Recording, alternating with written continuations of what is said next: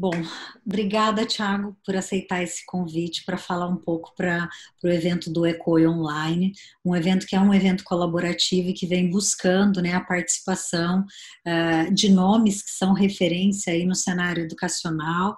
Então, fica o agradecimento em nome de todo o evento. O Thiago é reitor do Centro Universitário ETEP, reitor também do Centro Universitário UniBTA e é vice-presidente do SEMESP. Eu vou deixar, Thiago, porque senão seria muita responsabilidade falar um pouquinho de você, da sua experiência. Então, vou pedir para você se apresentar e aí a gente entra no nosso bate-papo, ok? Obrigada mais uma vez. Olá, Luciana, eu que agradeço e obrigado pela oportunidade de poder estar conversando com vocês, que sempre é bom conversar sobre educação. Bom, eu sou reitor do Centro Universitário ETEP e do Centro Universitário UniBTA, vice-presidente do SEMESP e trabalho no setor de educação perto de 17 anos, 16, 17 anos. E vi todas as fases do boom, as fases das mudanças no nosso setor e agora a última fase do coronavírus, né? Uma fase que é bem desafiadora, acho que para todos, né, Thiago? E aproveitando isso, Thiago, você, né, que faz parte de uma grande comunidade de educadores e acompanha várias instituições também por meio dessa vice-presidência no SEMESP, como é que você tem visto, assim, o que você viu, né, de acontecimentos, principalmente no tocante, nós já estamos passando aí, nós estamos no mês de agosto, né, a pandemia começou no mês de março, e a gente sabe que a legislação, né, permitiu ou tem permitido as atividades online até o final do ano, mas a gente já vê mobilizações, né, de instituições que estão se preparando, que já estão adotando, né, algumas práticas para tentar voltar à parte do ensino presencial, né? Então, você pode contar para a gente um pouquinho aí como é que você está vendo isso, o que você tem vivenciado, né, de olhar essas práticas? Bom, o que eu tenho visto, que nós temos visto muito, primeiro, num primeiro momento, muitas dúvidas, aquela primeira fase da pandemia, realmente que todos, não havia dúvida que era necessário parar, e depois de um tempo, alguns cursos havia uma demanda, até pela pressão do próprio ciclo acadêmico, né? Os alunos que estavam se formando no primeiro semestre e precisavam terminar seus cursos, tanto é que alguns cursos tiveram que se adaptar e fazer desde atividades práticas quanto atividades de estágio, sejam eles supervisionados ou não, tiveram que se adaptar para que os alunos pudessem finalizar seus cursos no meio do ano. E desde então, o que o semestre tem feito? Né? Estimulado que se fossem preparados protocolos de retomada e que fossem avaliados desde o começo da pandemia, né? Porque a questão não só de cada região do estado, como de cada IES, de cada curso, isso iria tornar, no momento em que o governo fosse liberar a retomada, algo que fosse muito particular de cada um, né? Porque desde a diferença dos prédios, né? Tem prédios que permitem que você tenha um distanciamento maior, tem alguns prédios que não permitem, tem cursos que necessariamente você tem que estar próximo um do outro na atividade prática, outros cursos nem tanto. Então, os protocolos de retomada, claro, todos eles seguindo a legislação, a orientação do governo, cada IES, cada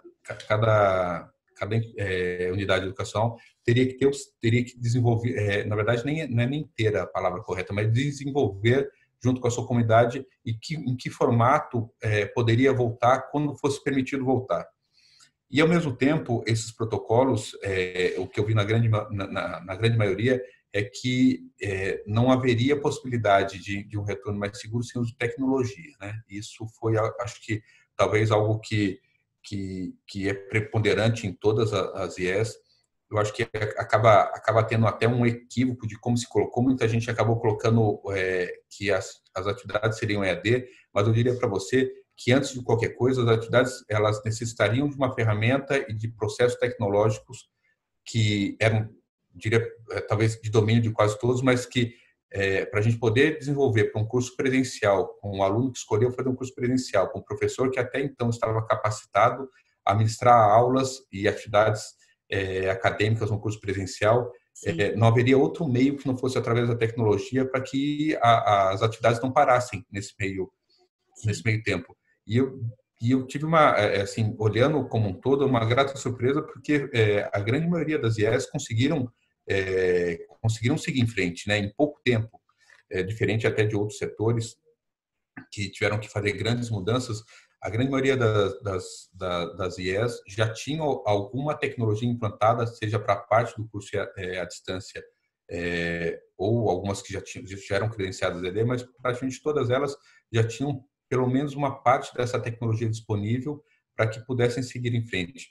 Mas do ponto de vista do isolamento social necessário, o que a gente sempre estimulou e recomendou e fez, nós fizemos webinars, fóruns, orientações fossem necessárias para que cada IES pudesse ter o seu próprio protocolo de retomada adequado à sua realidade, não só da região, mas da sua estrutura física e dos seus cursos, porque isso, com certeza, eles podem ser muito diferentes um do outro, né? Principalmente por conta da região, né?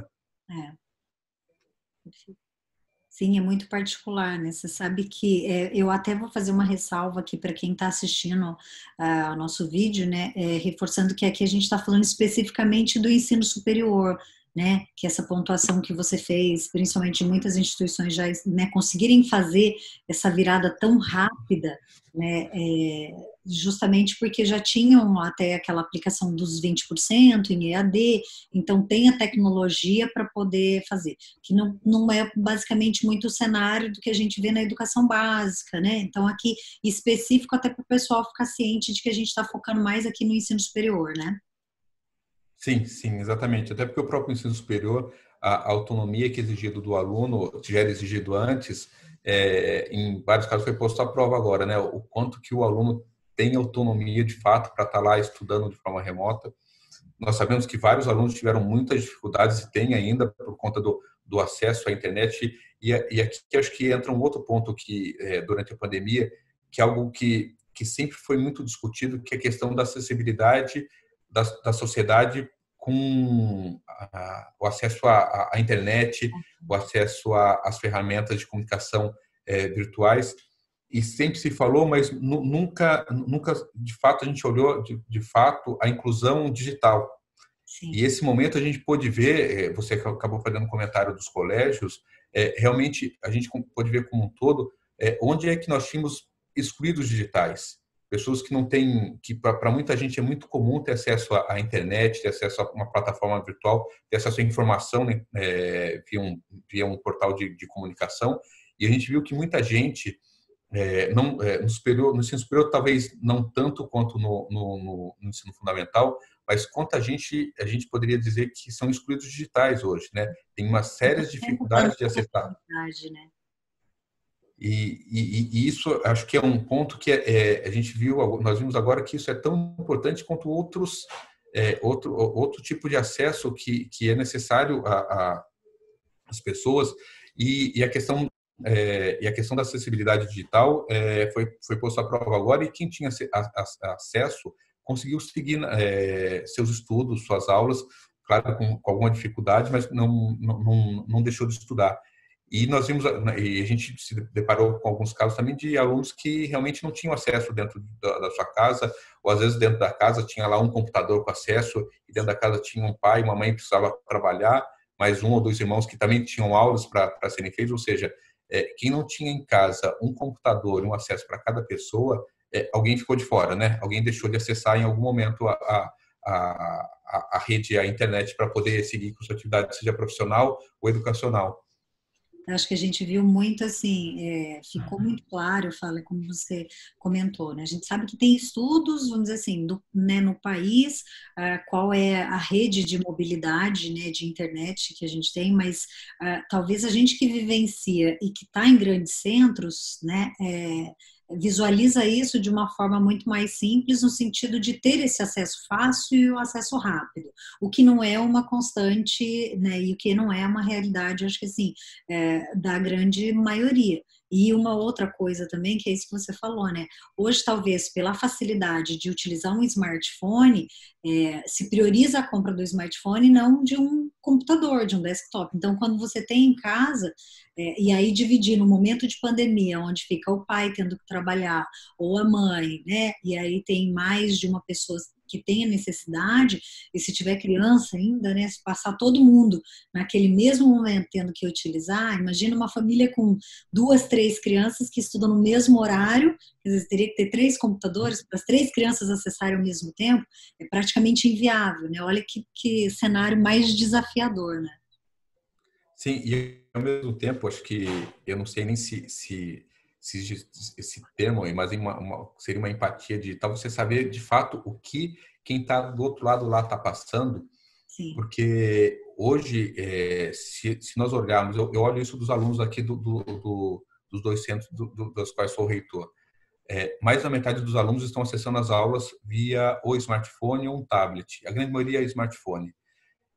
E existem algumas atividades que, na verdade, elas não foram preparadas para serem feitas através de um smartphone. sim. Uma videoaula, o aluno consegue Chega. tranquilamente assistir, mas no momento que você inicia algumas atividades que tem uma interação maior, que depende do aluno estar olhando uma tela um pouco maior para ver, por exemplo, na área de engenharia, um gráfico ou uma simulação de um laboratório do qual ele tem que interagir, a gente se deparou com um segundo problema, que não é só a questão do acesso, né?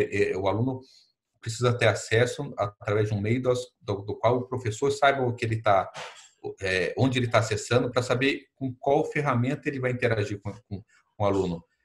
Então, se imaginasse um professor nosso, assim, de um curso presencial, que há 6 meses atrás estava preocupado do aluno vir para dentro da sala de aula, hoje ele tem que estar preocupado com qual ferramenta, qual instrumento o aluno está acessando nas aulas dele, porque se ele não estiver olhando isso, ele vai talvez criar uma atividade que não seja possível do aluno fazer.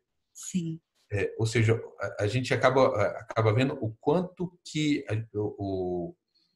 a atividade docente do professor na sala se expandiu e para o professor precisar saber de que jeito que esse aluno, que antes era só ele estar ali dentro da sala de aula e tendo aquela interação, como que esse aluno está interagindo, que banda que ele tem na casa dele, que equipamento, qual o tamanho da tela, ou seja, uma série de coisas que passavam muito longe da cabeça do professor, das preocupações dele estar ali dentro da sala de aula, que hoje essas preocupações vieram, né? Na verdade, são limitações às quais ele acaba tendo para ministrar sua aula. E sim. muitas vezes um professor que até março nunca tinha ido para uma plataforma. Eu até particularmente aqui nós tivemos algumas experiências de alguns professores que tentaram, a gente iniciou algum processo, professor, eles estavam, assim, acho que passa muito aquela, não a questão de capacidade técnica, mas tem gente que trava na frente de uma câmera, né? Trava, tem vergonha e até ir soltando. E o vírus, a pandemia acabou fazendo com que essa vergonha acabasse em 2, 3 dias, né? Ou era daquele jeito, ou era daquele jeito. Não tinha outra forma de avançar. E a gente acabou tendo alguns resultados surpreendentes, né? Alguns professores, embora haja toda uma linha de capacitação, alguns professores que receberam o desafio, né, que é um momento desafiador, e acabaram criando possibilidades que talvez a gente nunca teria num caminho, numa rota normal. Professores, assim, alguns professores que estão aqui há 30 anos, a gente tem um professor que está aqui há 35 anos, e ele, assim, tirou de letra, né? Ele pulou para o mundo digital com algumas dificuldades no começo, mas depois de 2, 3 semanas estava transitando tranquilamente, assim, com muita fluência. E ao mesmo tempo outros professores que a gente tinha, às vezes até as pessoas se enganam por conta da idade, né? Acho que só porque a pessoa é mais jovem ela transita muito bem no meio tecnológico e porque ela é um pouco mais velha não transita. E a gente viu que isso não tem muita relação, acabou tendo muita relação a capacidade e o empenho do professor realmente de ter aquele momento difícil, né? Que é um momento de muita dúvida, né? Que a gente acaba tendo, todo mundo tem muita dúvida e a gente conseguiu, com um grupo de professores, fazer com que alguns liderassem o processo de troca de experiência interna, porque é algo que num na sala tradicional, essa interação é muito limitada, né? Até por conta do tempo, né? O professor chega correndo para dar aula, sai correndo, e no mundo digital, isso os contatos acabaram se abrindo, e talvez isso seja uma das grandes oportunidades que a gente tem nesse momento, é que você fazer reunião e capacitação do corpo docente, ela se tornou muito mais fácil do que aquelas capacitações que nós fazíamos presencial, que era, assim, você marcava às vezes um sábado, Sim, uma sexta, parte. para conseguir acertar a agenda de todos. Nossa, mas a agenda é um negócio que é impossível conciliar a agenda de todos. E com as capacitações, as reuniões virtuais, eu diria para você que acho que eu tive mais reuniões com docentes nos últimos 6 meses do que eu tive nos últimos 6 anos, talvez. Assim, o volume acabou nos aproximando muito mais, que é um contrassenso, mas hoje a gente acabou, os docentes do ETEP e do BTA, a gente acabou se aproximando mais pela possibilidade das reuniões virtuais. Ou seja, a restrição que nos foi imposta, com todo o caos de saúde que foi colocado, boa parte do corpo docente acabou trazendo boas soluções, e daquelas coisas, né, que tem muita ideia que só surge quando a situação exige, né, que você tenha Colocada assim, exatamente uma situação de emergência, na verdade, né, é. que muita gente trouxe, muitos professores trouxeram algumas possibilidades de atividades pedagógicas para que a gente não parasse as atividades, né? É claro que no primeiro momento as coisas acabaram sendo um pouco improvisadas, mas hoje o planejamento do segundo semestre acabou sendo muito mais perto do que era possível com essa situação, e assim muitas coisas boas acabaram aparecendo, né? Você tocou em dois pontos, Thiago, que eu acho que está relacionado à pergunta, né, que eu iria te fazer, que é justamente assim, o surgimento de várias oportunidades, quer dizer, a gente tem um novo cenário, né, educacional. Eu particularmente acho assim, eu não tenho dúvida de que a pandemia, a gente, assim, talvez eu não goste muito do, né, o novo normal, é o normal baseado no nosso cenário atual. Mas ele trouxe muitas possibilidades baseado nisso que você falou, né? Talvez se a gente não é colocado na situação de emergência, a gente segue aquela rota, né? Acho que assim, com mais esperando para mudar, esperando para se adequar, e chegou um cenário que, olha, a gente precisa se adequar e não tem, e a alternativa é essa nesse momento, né? Então, baseado nisso, qual que é a sua percepção? E aí falei da primeira coisa, né? A segunda coisa você falou dessa aproximação, né? Essa aproximação com os docentes, essa aproximação por meio de conseguir fazer né, vários contatos, várias reuniões, utilizando a tecnologia, né, acho que assim, para essa aproximação. Ao seu ver, nessa retomada agora, porque a gente ainda não sabe, eu falo assim, essa é a pergunta que talvez todo mundo gostaria de saber a resposta, né? Tanto instituição, corpo docente, como aluno, assim, a gente tem um grande ponto de interrogação, mesmo vendo acho que assim, né, várias movimentações. Mas a gente sabe também, como educadores, né, e vivenciando e vendo tudo aquilo que está acontecendo, né, na sala de aula hoje, porque a sala de aula ela continua existindo, né? Ela simplesmente mudou de locus. Mas o que você vê, assim, ao seu ver, né, que já mudou e que vai mudar no momento em que essa retomada começar a acontecer, né? Porque a gente sabe que mudou, mas o que você vê assim, de ponto mais sensível e que você acha que vai ter alterações significativas aí quando a gente começar a retomar, a trazer os alunos de volta para a sala presencial? Eu acho que talvez um dos principais pontos que o nosso setor passou, eu não vi nenhuma, pelo menos no primeiro momento, eu não vi nenhuma empresa que precisou desenvolver uma nova tecnologia para seguir com essa operação virtual. Ou seja, se a gente olhar o setor, ele estava com toda essa tecnologia disponível até fevereiro. Em fevereiro, toda essa tecnologia que nós estamos falando já estava disponível. Ou seja, o que a gente se depara? O fato que a tecnologia estava disponível as instituições de ensino elas estão desenvolvendo novos processos e capacitando as pessoas.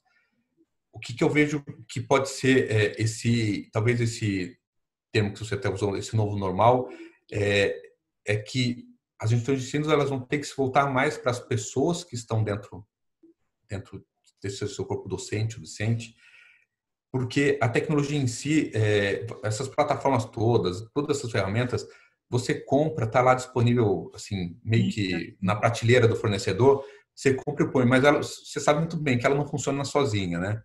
Então, acho que esse novo momento fez com que todos nós olhássemos mais para as pessoas e para os processos e, ao mesmo tempo, a gente acabou olhando mais para o aluno, realmente da condição e das limitações que ele tem, porque no momento que você passa a usar no ensino presencial as plataformas que se tem no ensino à distância, e acho que a grande vantagem que o ensino à distância tem sobre o presencial é que lá nós conseguimos medir tudo, para a gente tudo.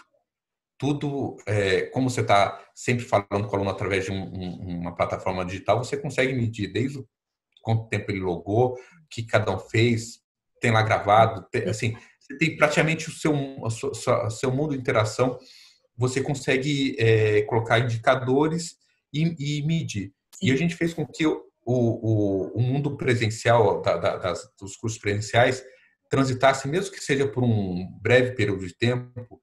E o que eu vi aqui? Os professores, os coordenadores, na hora que eles se depararam com isso, eles acharam o máximo, acharam ótimo, porque você consegue, de fato, começar a medir e saber onde exatamente você põe seu esforço, qual processo não está funcionando, qual pessoa precisa ser reorientada e recapacitada, ou capacitada por algo que não se viu anteriormente, que é aquela função, até função docente, né? Que ela precisaria ser capacitada, seja do ponto de vista do uso de uma ferramenta tecnológica, ou até uma capacitação pedagógica. Isso eu tenho encontrado em alguns momentos, né? Porque esse formato de aula é possível que você visite as aulas dos professores de uma forma mais fácil, e isso faz com que você consiga, o coordenador de curso, né, ele consiga dar um feedback para o professor de como que aquela aula está indo, porque você é um profissional de AD já há muito tempo, você sabe muito melhor do que eu, né? Na frente da tela tem algumas coisas que não funcionam igual na frente da sala de aula, né? E algumas orientações assim muito simples faz com que a qualidade da aula do professor seja muito melhor, né? Do ponto de vista pedagógico, não do ponto de vista técnico daquilo que está sendo ensinado. E eu acho que esse momento novo é um momento de grande oportunidade para que a gente olhe com mais cuidado para as pessoas que estão envolvidas nesse processo e a gente ataque, de fato, nesse momento, talvez um grande... Todos nós sabemos que a qualidade do nosso país da educação não em todos os indicadores, ela não é o que nós desejaríamos. Todos nós, educadores, queríamos que ela fosse muito melhor, seja do ensino fundamental ou até do superior. E acho que esse momento é o momento da gente repensar e a gente vê que a tecnologia já estava à nossa disposição. Agora a gente tem que investir nas pessoas e nos processos para que a gente melhore nossa educação e, de fato, a gente põe seja energia, recurso financeiro, seja tempo, seja pessoas, realmente onde no processo educacional existem falhas ou existem pontos de melhoria. Eu acho que a pandemia vai nos trazer uma necessidade e uma possibilidade de repensar tudo que a gente está fazendo dentro da área de educação e principalmente com nossos paradigmas, né? A nossa cultura da educação que ela é muito amarrada no seu passado e muitas vezes se confunde, se traz algo como a inovação. Eu já ouvi muita gente falar que quem está querendo inovar, às vezes o sujeito está inventando moda, mas ao mesmo tempo a gente vê alguns processos que não funcionam ou não são eficientes há muito tempo e eles têm uma cultura tão forte de repetir o que sempre funcionou, como se aquilo que deu certo num passado, seja num passado de 2 anos, num passado mais longínquo, e aquilo se perdurasse. Inclusive, se a gente olhar com carga horária de cursos, o quanto que o ensino remoto, EAD, nos dá a possibilidade daquela mesma carga horária, você dá liberdade para o aluno fazer e refazer, reassistir a aula, refazer a simulação que foi disponibilizada para ele, coisa que no presencial você não consegue fazer. Então, eu acho que esse momento vai ser bom para frente, quando a gente fale de uma possibilidade de um ensino híbrido, que muita gente fala do ensino híbrido, mas eu vejo uma discussão muito pobre ainda, porque muita gente fala do ensino híbrido como se fosse híbrido, né? Então é meio a meio, metade EAD, metade presencial, mas está longe de ser isso, né? Na verdade, eu acho que o ensino híbrido que é a possibilidade e o que eu vejo como o futuro da educação, mas é o momento onde você consegue mesclar plataformas de comunicação, simulação, relacionamento pessoal, aula presencial, aula expositiva, todo aquele mundo eu diria, de armas que o educador tem para ele entrar nessa batalha da melhor educação para as pessoas. E esse momento foi o momento que todos nós experimentamos várias possibilidades, querendo ou não querendo. Então, foi aquele momento onde aquelas ferramentas que algumas pessoas tinham preconceito, porque achavam que eram ruins, mas sem nunca ter experimentado, tiveram que experimentar algumas ferramentas tecnológicas, muitas vezes como professor e algumas vezes como aluno também, porque dependendo do modelo pedagógico, os professores se ajudando, um professor tem que entrar na sala do outro para ver como que as coisas estão andando, para ajudá-lo a desenvolver melhor suas atividades pedagógicas. Então, a gente acho que tem um momento que a comunidade acadêmica foi obrigada a experimentar a tecnologia de fato na educação. Sim. E a gente tem que tirar proveito disso agora. E não do ponto de vista que eu vejo, às vezes, muitas vezes até, eu diria até tosco, que se fala com gente, às vezes, que não é da educação, que acha que você colocar uma atividade pedagógica dentro de uma plataforma ou atividade até dentro de um ensino à distância, como se aquilo não tivesse um professor, aliás, vários, né? Vários profissionais de educação por trás, desenvolvendo conteúdo, fazendo tutoria, fazendo mentoria, dando aula expositiva, assim, fazendo inúmeras atividades que EAD não é Google, né? Muita gente acha que muita gente que não é da educação, né? Acha que EAD põe lá uma apostila lá no portal da faculdade e o aluno se vira. Né? E tá muito longe disso, né? Muito longe. E esse momento fez com que muita gente experimentasse de fato o que é uma educação remota misturado com a educação à distância. E acho que é disso que a gente tem que tirar grande proveito para a gente ver o que a gente pode fazer de melhor para frente usando tecnologia. Se nós compararmos o setor de educação com outros setores, não teve nenhum outro setor que melhorou os seus processos que não fosse usando tecnologia.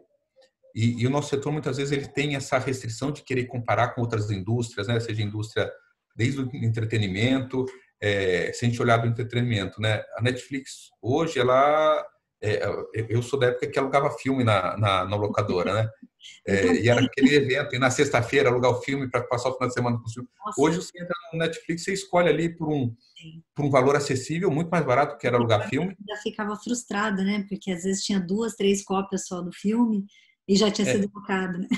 E daí, quando a gente fala de acessibilidade, você pega o Netflix, que é um custo relativamente barato. Sim. Você consegue ter acesso a inúmeros filmes. E acho que a gente tem que pensar isso na educação também, né? Quando a gente fala de acessibilidade na educação, a gente tem que pensar no uso de tecnologia para ser um processo mais eficiente, mas que, de fato, ele possa ser mais acessível do ponto de vista do seu custo, né? Hoje a gente olha os custos de AD, que eles são mais baratos que os custos presenciais, e muita gente acaba associando isso à qualidade, né? Que está longe de ser verdade, né? E ao mesmo tempo, o ensino à distância, que foi a educação usando tecnologia, ela propiciou acesso à educação para muita gente que, se dependesse de um curso presencial tradicional, não acessaria nunca a educação superior. E acho que é o momento da gente pensar isso, como que a gente vai trazer a tecnologia para dentro do nosso setor para tornar o processo mais eficiente e mais acessível, ou seja, com custos mais baixos que permitam a gente ter preços mais acessíveis para as pessoas, para que elas possam não fazer a sua primeira graduação, mas para fazer inúmeros cursos. E, de fato, a gente vê aquele conceito de educação para a vida inteira, de fato, acontecer. se a gente olhar os preços atuais, que são preços assim, é caro fazer uma faculdade hoje, dificilmente alguém vai fazer 2, 3, 4 cursos. E se olha uma pessoa que com 23, 24 anos acabou a faculdade, muitas vezes não é só a pós-graduação que é a melhor opção para ela. Algumas pessoas precisam, às vezes, tomam a decisão de ir para outro lado na carreira ou decidem, sei lá, a pessoa faz engenharia que resolve fazer um outro curso que é completamente o oposto disso, às vezes na área de saúde. E se a gente não tiver uma educação acessível, a gente nunca vai avançar e nunca vai chegar nem perto de atingir as metas do nosso Plano Nacional de Educação, o Brasil está longe de chegar perto de alguém achar que aquilo vai ser atingido. Eu só vejo isso se a gente tiver uma educação mais acessível, ou seja, uma educação que tenha preços mais compatíveis com a realidade econômica do país. Até porque, se a gente olhar a pandemia hoje, a quantidade de pessoas que perderam emprego é uma catástrofe, acho que quase que tão grande quanto a própria pandemia. Tinha um bom tempo, né, Thiago? E acho que é nosso papel de educador a gente tirar, de fato, essa questão de que o negócio caro, que é bom, e quem faz educação mais barata não faz uma educação de boa qualidade, mas a gente tem que pensar em que jeito a gente vai fazer uma educação mais acessível, com melhor desempenho dos professores do ponto de vista do processo educacional, para que a gente tenha cursos acessíveis à população com a realidade econômica do Brasil. O Brasil não é um país rico, embora tenham muitos lugares que tem muita gente rica em muitos lugares, mas a grande maioria a gente pode considerar o Brasil como um país pobre ainda, até porque a quantidade de pessoas que deveriam estar nos patamares de educação, se a gente comparar com nossos vizinhos da América Latina, a gente está muito atrás, né? Está muito atrás de Chile, está muito atrás de Argentina, e a gente acho que tem que pensar em como a tecnologia vai nos ajudar não só a educar melhor, mas como ela vai nos ajudar a acessar mais gente que possa entrar dentro desse mundo da educação, que é um mundo que não é permitido para muitos dos brasileiros. Sim. Nossa, Thiago, muito, muito bom te ouvindo falar com essa percepção, sabe? Acho que assim, você utilizou alguns termos assim que eu considero que são bastante marcantes quando a gente está falando de educação, né? Acessibilidade, sem dúvida, sabe, possibilitar esse acesso, independente, eu acho que assim, da condição social, né, das pessoas, ele é um ponto crucial, porque senão a gente acaba fazendo a exclusão, é aquilo que você falou logo no começo, né? Talvez na educação básica a gente viu com muito mais ênfase o quanto a gente estava, né, discrepante nessa questão de dar o acesso, né? E hoje, por meio da tecnologia, por um lado ela propicia, eu acho que assim, um cenário muito favorável, e por outro, se a gente não garantir que as pessoas tenham acesso e também mudem essa visão, né, eu acho que para ambos os cenários, seja no presencial, mas a educação à distância teve essa particularidade muito, acho que assim, muito enfática, que foi essa questão de, né, por ser barato, a qualidade não é boa, por ser em massa, a qualidade é comprometida, né, desde o começo com aquela ideia de, eu acho que não só de aluno, mas também da própria academia, dos próprios professores, né? A gente teve que, eu falo assim, na educação à distância, teve que se romper muitas barreiras, né? Muitas barreiras e até mesmo de qualidade, porque ao mesmo tempo que a gente viu inúmeras instituições focando na qualidade, tentando garantir a qualidade, levar ensino realmente no ensino superior com qualidade para cidades remotas, onde se não tivesse, né, a possibilidade, não teria, gente, não tem hoje, nós estamos falando de um país com mais de 5 mil municípios, né, e se a gente pensar em instituições em todos esses municípios, não faz sentido, até porque o custo não é um custo, é um custo, né, muito significativo você ter uma instituição de ensino superior. Então, garantir acho que assim, a acessibilidade é uma coisa, talvez o ponto mais crucial. E outra coisa que você falou, outro ponto que você falou e que eu acho que era muito propício e que talvez a gente tenha olhado para ele agora com mais, assim, com mais ênfase, é essa questão da humanização, né? Talvez no presencial isso era muito presente, é muito presente, porque o professor está ali dentro da sala de aula, ele tem esse contato direto. No EAD, a gente sempre vivenciou esse dilema, ou essa preocupação né, que era fazer do ambiente não só um ambiente, um repositório de conteúdo, não só um ambiente, né, onde a figura do professor fosse vista somente por meio de um vídeo, mas onde a relação entre professor, aluno ou tutoria, né, a intermediação, ela realmente acontecesse, porque essa parte da humanização, de estar presente, de ligar as pessoas, ela tem que acontecer em qualquer cenário, né? Seja em um cenário presencial, seja num cenário EAD. Então, é muito bom te ouvir e ouvir principalmente essa sua percepção, sabe, assim, muito positiva em relação a esses aspectos do que uma tragédia, talvez, né, que é uma pandemia, tenha trazido, e é sempre assim, né, vamos dizer assim, todo cenário ruim, ele sempre traz oportunidades e traz um lado muito positivo, né, e talvez o lado positivo para a educação são esses pontos que você abordou, né.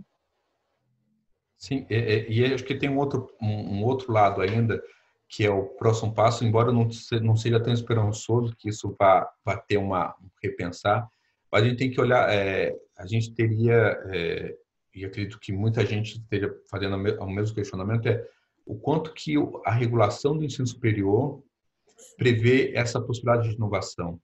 Porque hoje, se nós olharmos todos os custos que nos são impostos pela regulação, eu tenho certeza que já deve ter visto também, vários deles não necessariamente trazem qualidade. Aliás, talvez a grande maioria. E a gente tem que pensar o quanto que vai se decidir da liberdade para os educadores trabalharem. E aqui negócio da regulação aqui. Se você fizer regulação pensando em quem vai fazer mal feito, acaba se fazendo um negócio tão fechado e amarrado que ninguém consegue fazer nada. Mas a gente tem que pensar na regulação agora em quem está querendo inovar, quem está querendo, de fato, trazer novas possibilidades para a área educacional. E a regulação, acho que não tem como não passar por uma revisão. Sim. Porque a regulação, hoje a nossa regulação, embora exista a regulação para o ensino à distância, para o EAD, muito do que é feito hoje, tanto é que muito do que é feito hoje não há previsão, não há previsão de ter uma liberdade, maior para os docentes, para cada instituição fazer do jeito que bem entende. Tanto é que o ensino híbrido, a gente tem a limitação do EAD, o quanto você pode ser presencial, e você tem a limitação do curso presencial, quanto você pode ser virtual, à distância. E tem um buraco ali no meio do caminho que tem uma zona cinzenta que muita gente funciona naquela zona cinzenta ali. Eu particularmente vejo que é o futuro essa zona, que é onde nem o presencial nem o EAD. E a regulação não vê isso hoje, né? E a regulação ela é muito mais burocrática, cartorial, do que ela de fato olha a nossa qualidade de ensino, né? Tanto é que o nosso principal indicador hoje, que é o ENAD, é um indicador que tem notas muito baixas, e os outros indicadores que o ENAD ajuda a compor, eles acabam escondendo um pouco o resultado do ENAD, né? Mas, de fato, se a gente olhar o ENAD e esquecer de todo o resto, nossas notas são assustadoras. Assim, é claro, olhando na escala de 1 a 5, de 0 a 5 que é colocado hoje, mas a gente tem muito a melhorar. Tem muito a melhorar, e a gente, tanto do aluno que chega no superior, que ele chega com inúmeras deficiências, tanto com o aluno que sai do superior, né? Eu particularmente, passei por há uns anos atrás, eu visitei uma universidade nos Estados Unidos, o Lincoln College, não sei se você já ouviu falar. Lincoln College? O Lincoln College, é perto de Boston, é considerada uma das mais inovadoras do ensino de engenharia. Onde que você visitou? Que cidade que foi, Thiago? Ela é vizinha de Babson. Porque eu fui na Lincoln, mas no campus de Boca Raton, em novembro agora de 2019, e fui visitar a Business School. Eu fiquei fascinada. Nossa, eu acabei visitando o colégio e um aluno acabou me levando para visitar. E eu passei uma vergonha, Luciano, porque eu olhei a estrutura curricular e eu vi que o curso de engenharia tinha pouca física e matemática, perto dos nossos, não pouco para a formação. Sim. Tinha pouco perto do que a gente tem, porque pega um curso de engenharia no Brasil, os 2 primeiros anos é basicamente física e matemática, física e cálculo. E eu perguntei para o aluno, nossa, vocês têm pouco física, cálculo? Daí o aluno virou para mim, nós aprendemos isso no high school. Daí eu vi, pô, olha como as coisas, a gente vai se acostumando com as coisas do jeito que são aqui no Brasil. E hoje a gente chega na faculdade, a gente tem que ensinar o que não foi bem ensinado no ensino médio, que ensina o que não foi bem ensinado no ensino fundamental, e a gente se acostumou com esse processo ineficiente de educação. E a gente precisa iniciar a reversão disso daí, né? Porque a gente se acostumou com o processo defeituoso, né? Foi nivelando, talvez reduzindo, ao invés de nivelar, subindo, né? Exatamente. Tanto é que se a gente olhar assim, a quantidade de alunos do ensino médio que não conseguem terminar o ensino médio, um negócio assustador. Então, eu acho que esse momento da pandemia, na verdade, é o momento da transparência, né? Que a gente tem que aproveitar esse momento para abrir todas as caixas que estão lá fechadas e a gente olhar de fato o que está acontecendo, olhar o fato que algumas escolas, principalmente públicas, né, quase que pararam sua operação, porque os alunos não têm acesso dependendo da região, se for uma região muito carente, muito pobre, assim, a população, o aluno vai ter um computador na casa dele, ele não vai ter acesso a seguir os estudos, e ao mesmo tempo tem gente que com acesso relativamente tranquilo. E isso vai fazer essa exclusão digital, que sempre se falou, mas agora a gente viu um momento que ela, de fato, ela exclui, ela vai afetar a vida acadêmica, educacional de muita gente, se a gente não passar a colocá-la na nossa pauta. Você imagine uma criança, um adolescente que vai passar lá 3, 4 anos da sua vida tendo o contato com ferramentas de ensino à distância, com plataformas virtuais, comparado a quem não teve. A hora que ele chegar na faculdade, você já vai ter um desnível. A hora que chegar no mercado do trabalho, que o que a gente está fazendo hoje aqui, boa parte das empresas também está fazendo, né, dessa forma, né? Tem muita gente descobrindo que dá para trabalhar mais tempo em casa, que dá para trabalhar de forma remota com a mesma eficiência que se trabalhava presencialmente.